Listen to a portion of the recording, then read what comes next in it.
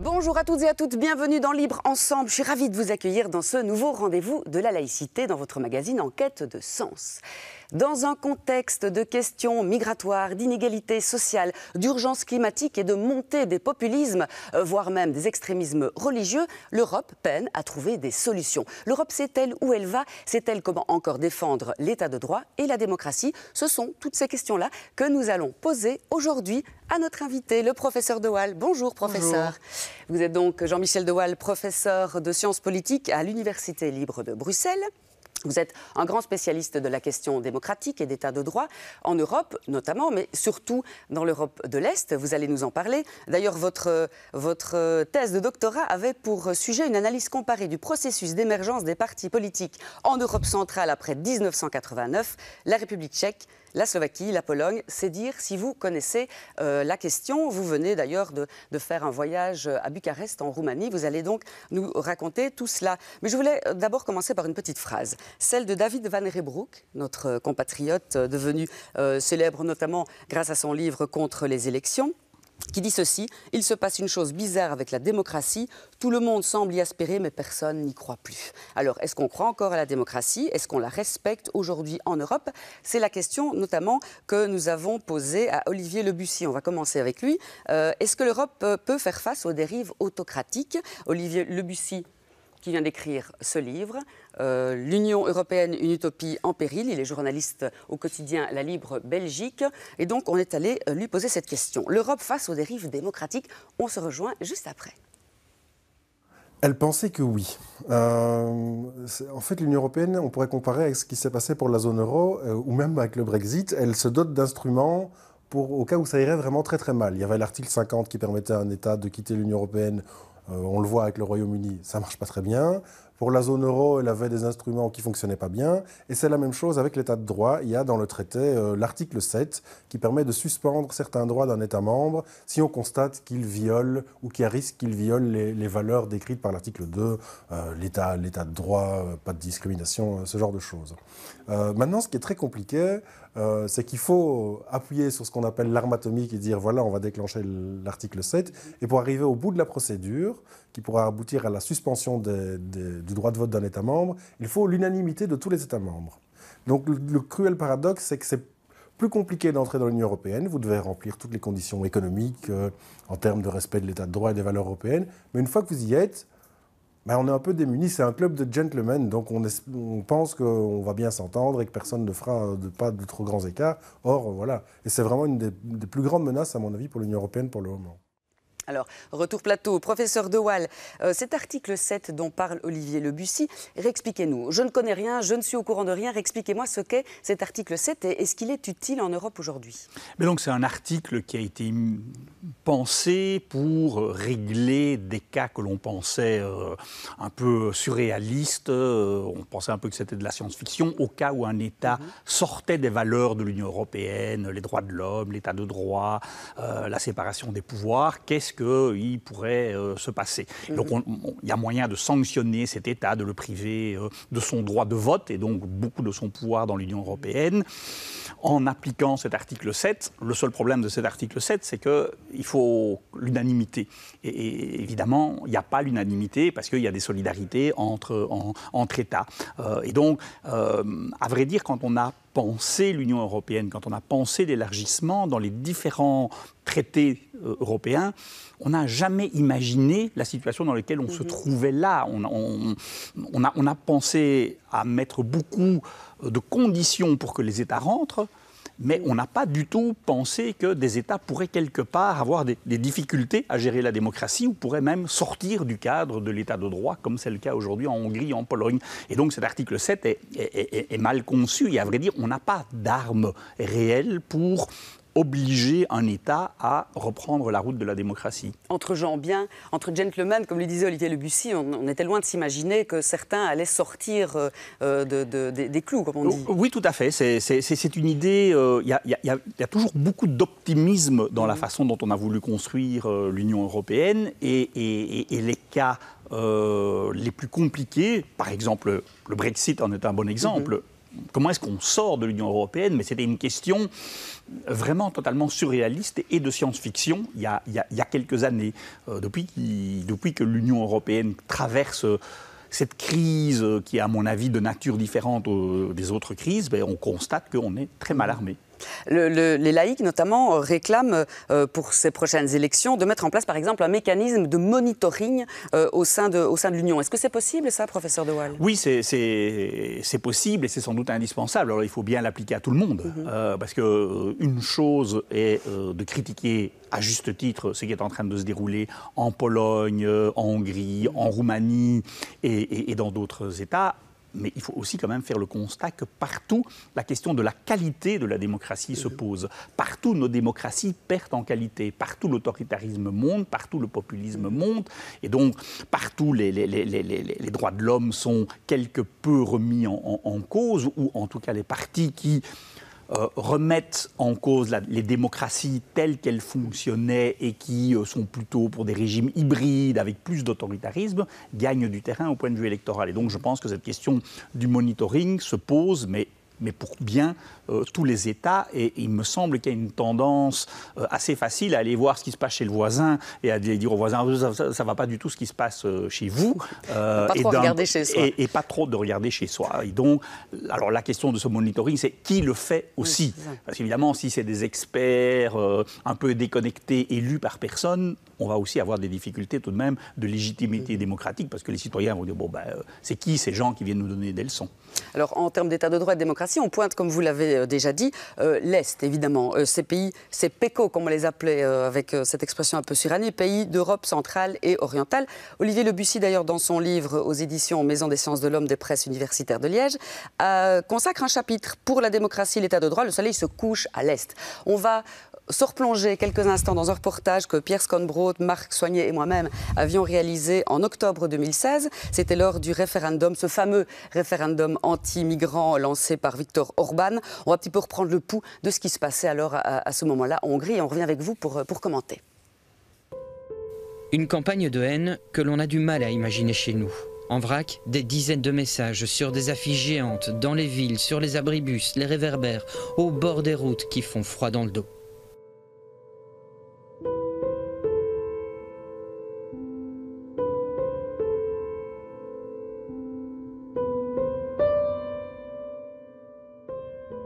Alors, pour mieux contrer cette campagne nauséabonde, tout en évitant de crédibiliser le référendum, des opposants ont fait le pari de l'ironie. Une arme précieuse qui agit aussi comme un remède contre la sinistrose dont les Hongrois pourraient être légitimement victimes.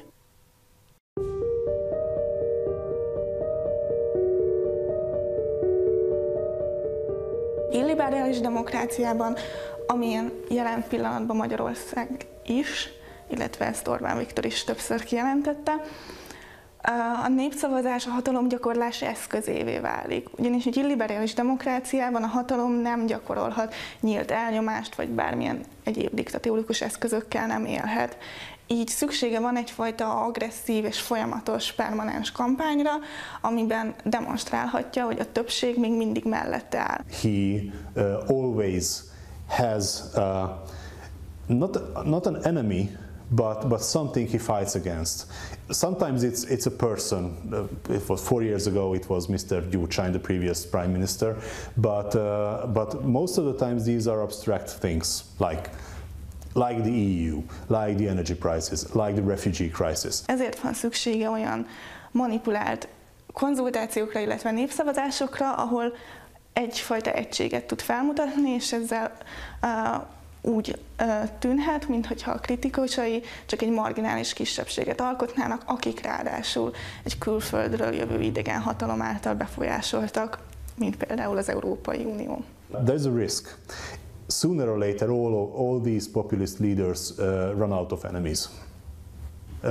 And it's very dangerous when someone starts to seek for enemies. En à peine 2 législatures, le Premier ministre hongrois Viktor Orban, fin stratège, a su prendre le contrôle total des médias publics et de la Banque nationale, tout en se taillant une loi électorale sur mesure et en phagocytant les institutions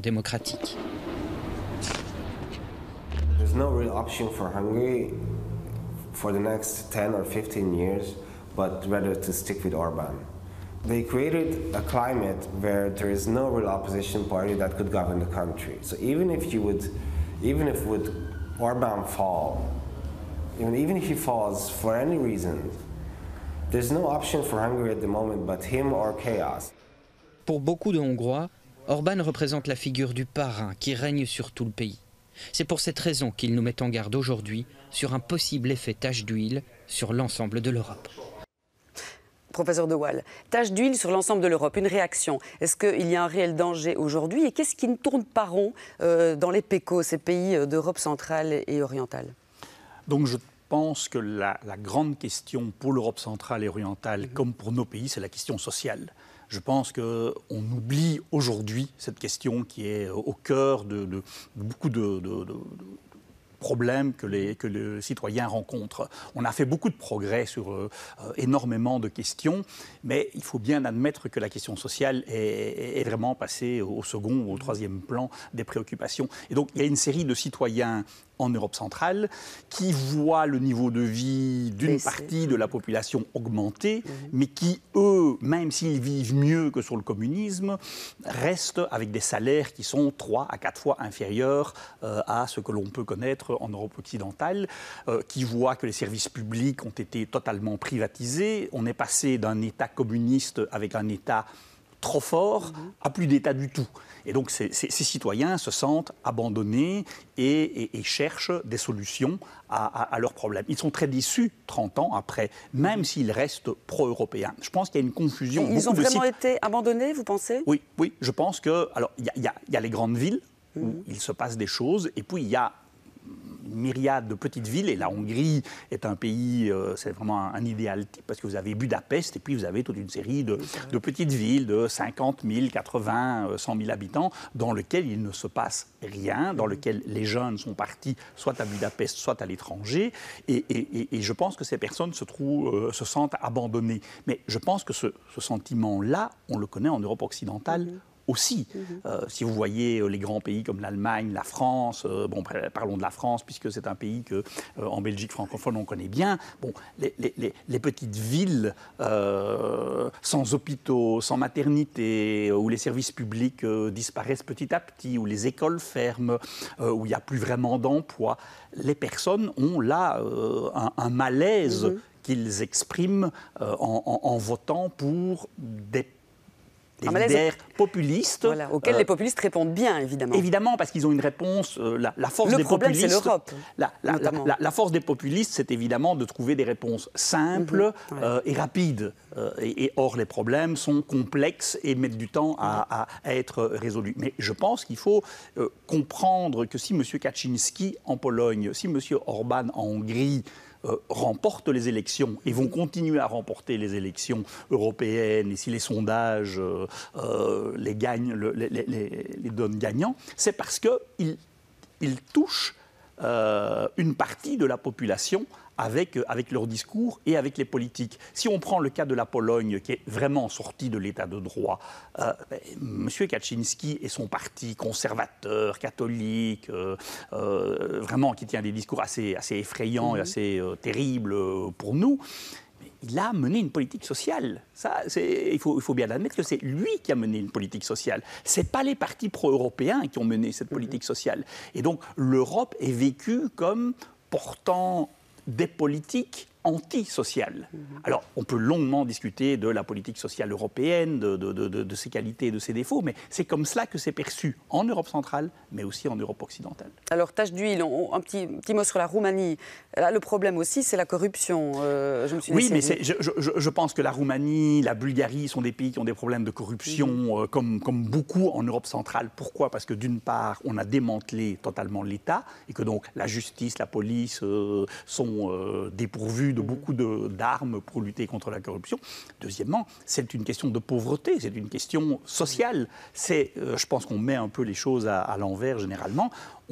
c'est la pauvreté qui crée la corruption, le manque d'argent qui crée la corruption. Et donc, ben oui, vous pouvez voilà, si le médecin est très mal payé, si vous voulez être opéré, si vous voulez recevoir une consultation chez le médecin, ben vous savez bien que vous devez lui laisser un billet en plus. Et même chose dans toute une série de domaines. Et donc, je ne pense pas que ces peuples et que ces populations aiment la corruption. Je ne pense pas qu'ils ont comme ça un ADN corrompu. Je pense que c'est évidemment un signe de pauvreté et un problème, d'abord un problème social. Et ce qui me frappe dans la situation à l'heure actuelle, dans le populisme, c'est vraiment... On est en train de changer de monde à l'heure actuelle. On passe vraiment la mondialisation, la globalisation, on l'appelle comme on veut. On est vraiment en train de vivre une révolution mondiale, comme la révolution industrielle, avec les mêmes effets que la révolution industrielle. On est passé du féodalisme au capitalisme et on est en train de passer dans un autre monde qui crée énormément d'angoisse. Et la difficulté, c'est qu'il y a des secteurs entiers à l'est ou à l'est de l'Europe, des secteurs entiers de la population qui sont des perdants, qui ont peur. Alors on peut venir avec des chiffres en disant mais écoutez, votre niveau de vie a quand même augmenté. Peut-être, mais les personnes ont peur, se sentent abandonnées. Et la force de ces partis identitaires, populistes, conservateurs, c'est de proposer quelque chose qui parle à ces publics-là. La faiblesse des partis démocratiques, c'est de ne plus être capable de parler à ce public perdant. Alors, ils proposent des solutions, mais ils ne les appliquent pas forcément. La démocratie là-bas, c'est un peu l'élection. On est élu, alors après, on fait un peu ce qu'on veut. Donc, c'est évidemment le gouvernement hongrois, le gouvernement polonais supprime les contre-pouvoirs. Ah oui, c'est plus facile. Que ce soit la presse, que ce soit une mise au pas de la magistrature. Donc, tout contre-pouvoir est évidemment... L'état de droit est complètement... L'état de droit est clairement oublié, fortement remis en cause. Mais bon, M. Salvini en Italie pose aussi quand même beaucoup de problèmes. M. Berlusconi en Italie en posait aussi. Donc, je trouve vraiment qu'en Europe occidentale, en pointant tout le temps les problèmes en Europe centrale, d'abord, on laisse le mur de Berlin, on laisse cette séparation. Peut-être que psychologiquement, on a toujours ce mur de Berlin. On a toujours ce mur de Berlin et on donne toujours des leçons à ces pays, alors que...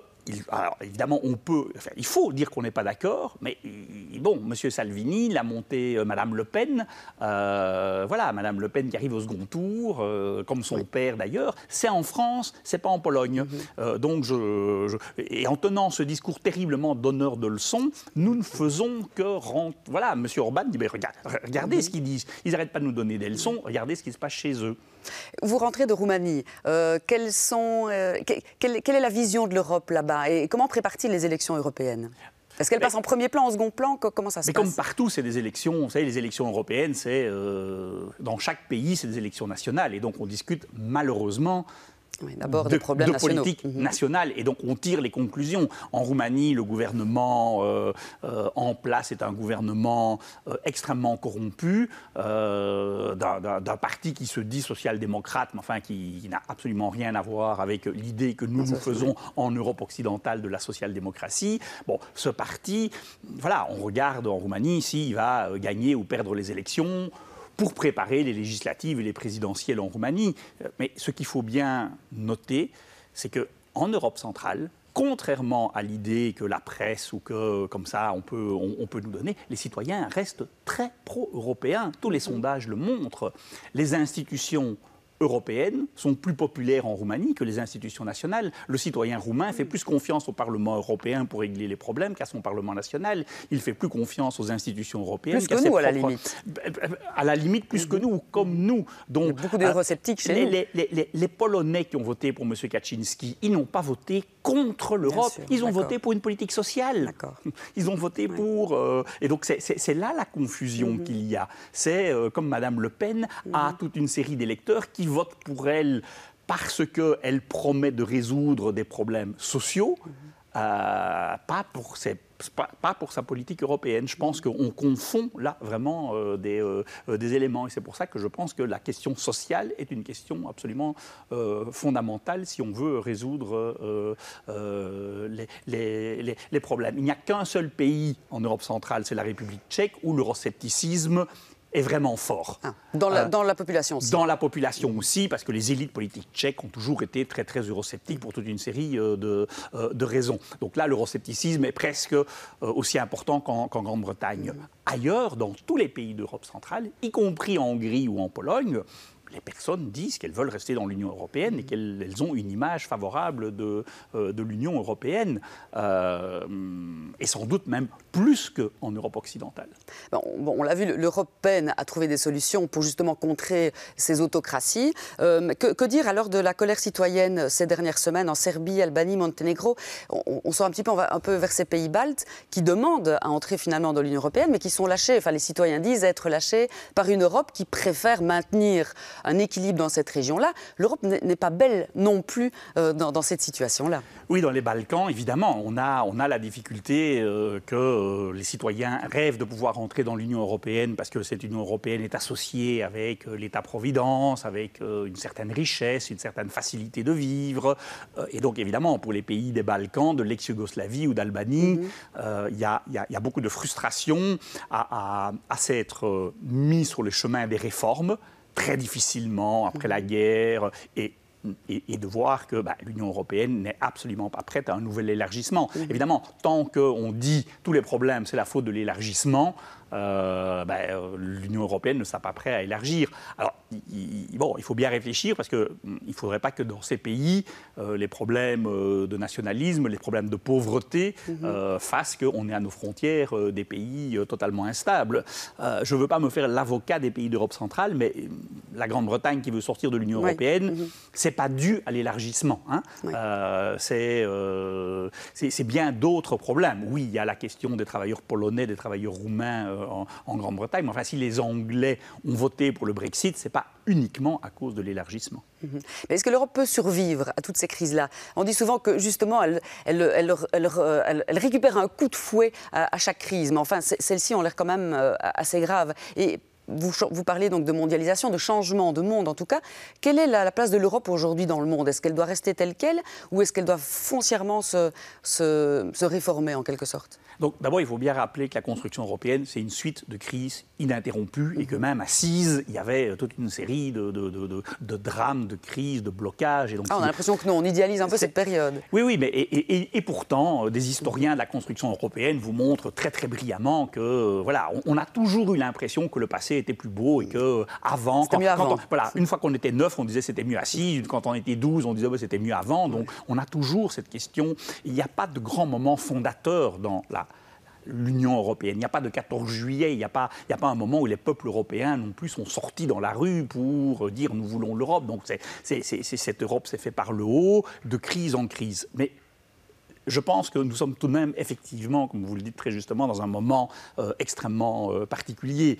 Et mon point de vue tout à fait personnel, c'est qu'il faut refonder le projet européen. Il faut le réenchanter. Ce qui nous manque aujourd'hui en Europe, c'est un projet. Quelle Europe voulons-nous? C'est quoi l'Europe? Si c'est cet aspect très, très technocratique, fait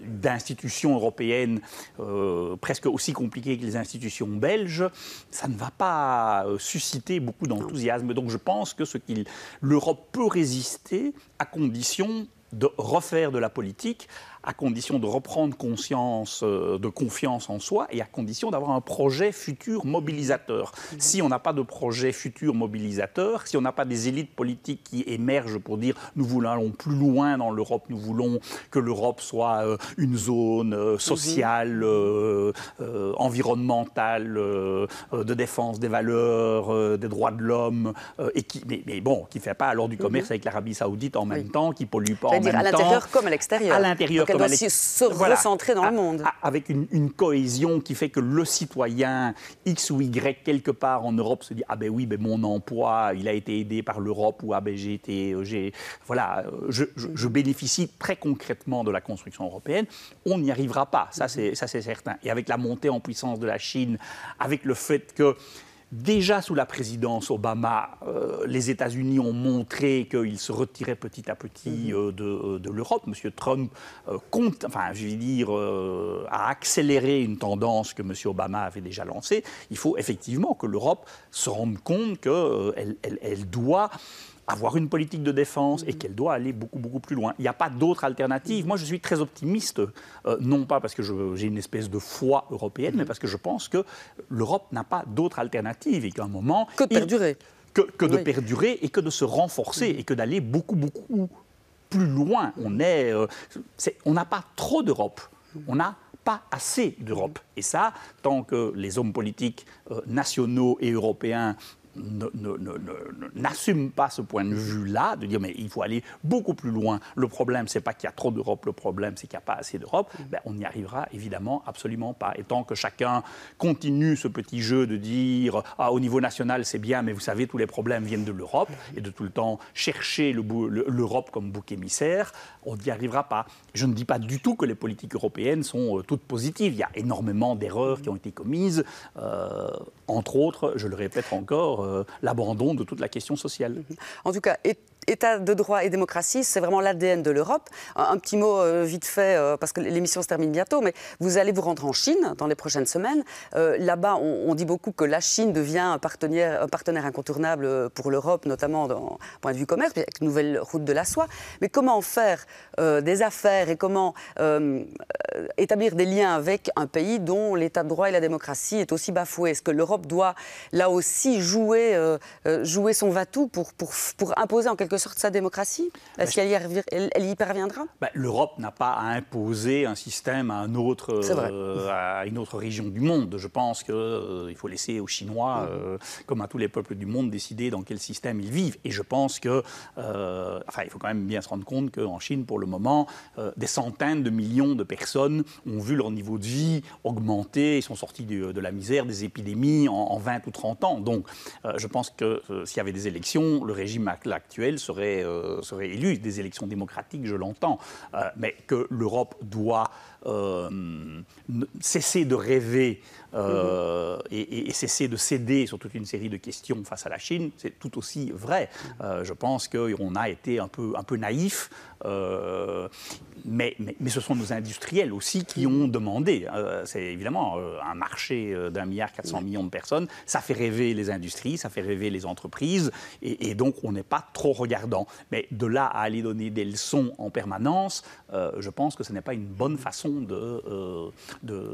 d'envisager l'avenir. D'envisager l'avenir et de défendre nos valeurs. Je pense que nos valeurs sont suffisamment fortes que pour qu'on puisse aller en Chine en discuter. Quand je vais donner cours, je dis clairement quelles sont mes valeurs et ça fait débat. Mais je pense qu'il faut au moins aller faire débat. Si on rompt les relations avec la Chine ou si on essaye d'isoler la Chine, nous n'aurons aucune chance de défendre nos valeurs. L'émission se termine. Peut-être un petit mot pour les élections européennes qui approchent. Est-ce que, oui ou non, il va y avoir une espèce de ligue des populistes à l'Union européenne ou est-ce qu'il ne faut pas trop s'inquiéter de cela ? Donc je pense que les partis populistes vont faire des progrès, tous les sondages le montrent, mais je pense que ces partis nationalistes auront très très difficile à s'unir entre eux parce qu'ils sont nationalistes et que dès lors... ils sont tous différents. Ils sont tous différents et qu'il y a des conflits et qu'entre les nationalistes bulgares et roumains et les nationalistes italiens vont dire c'est la faute des Roumains et des Bulgares, l'insécurité dans nos rues, et pour les Roumains et les Bulgares ce sera insupportable. Donc je pense que l'unification de ce mouvement, en plus, vous savez, le terme populiste qu'on emploie pour des raisons pédagogiques, il faut bien dire qu'il y a des populistes, il y a des conservatismes, il n'y a pas qu'une sorte d'euroscepticisme, il y a différentes sortes d'euroscepticisme. Et dès lors, l'union de toutes ces formes d'euroscepticisme me semble vraiment très, très compliquée à réaliser. Je pense qu'ils seront divisés en plusieurs groupes différents. Ouf, voilà une bonne nouvelle. Merci, professeur, d'avoir répondu à nos questions. À très bientôt pour un autre rendez-vous de la laïcité. On se retrouve dès la semaine prochaine. Au revoir.